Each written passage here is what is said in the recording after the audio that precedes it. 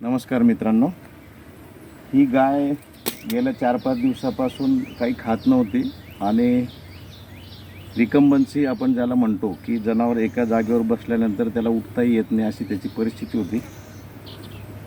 तिला डायरियाचा पण प्रॉब्लेम होता मोठ्या प्रमाणामध्ये. 8 दिवसापूर्वी तिला लूज मोशनचा प्रॉब्लेम असल्यामुळे खूप जास्ती प्रमाणात डिहायड्रेशन होतं. त्याला आपण 3rd डिग्री डिहायड्रेशन म्हणू. मग आम्ही तिला जेव्हा अटेंड केलं त्यामुळे जी लक्षणं होते त्याच्यावरून रिहायड्रेशन करण्यासाठी तिला जवळजवळ रोज 4 ते 5 लिटर IV फ्लुइड्स आम्ही देत गेलो.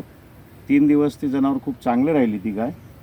मात्र 4थ्या दिवशी रात्री ती मेलेल्या अवस्थेमध्ये वाड्यामध्ये मिळाली.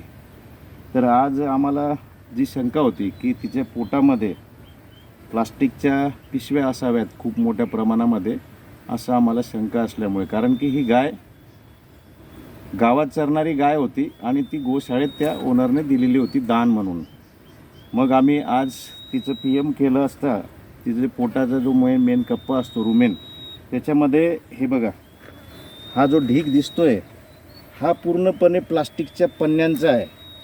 याच्यामध्ये या अशा प्रकारे प्लास्टिकच्या पन्न्या ह्या एकमेकामध्ये गुंफल्या गेलेल्या आहेत कंप्लीट. आणि हे अंदाजे जवळजवळ साधारणपणे 25 ते 30 किलोच्या आसपास प्लास्टिकच्या या पिशव्या एकत्रितपणे गुंफलेल्या आहेत.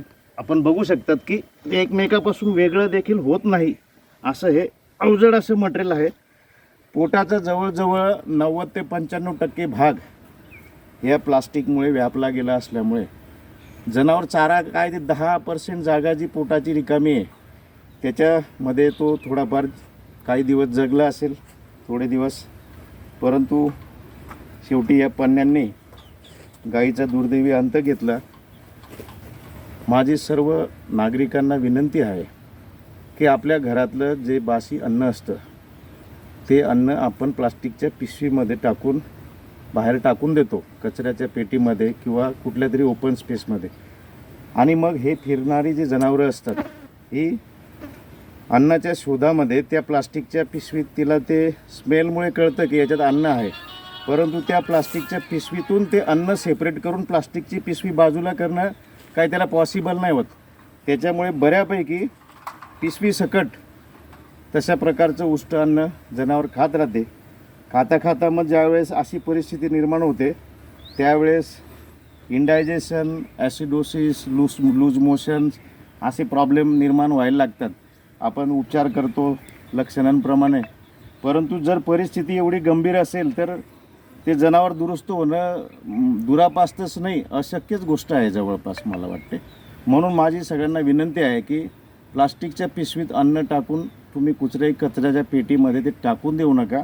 हे फिरणारे जे आपले जनावरं असतात हे जनावरं यांना कळत नाही फारसं, त्याच्यामुळे ते अन्नासकट पिशव्या खाल्ल्यामुळे असा प्रॉब्लेम निर्माण होतो. तुम्ही पुन्हा एकदा बघू शकतात, या सगळं प्लास्टिक मटेरियल आहे, याचं वजन जवळजवळ 30 किलोपेक्षा जास्ती असेल.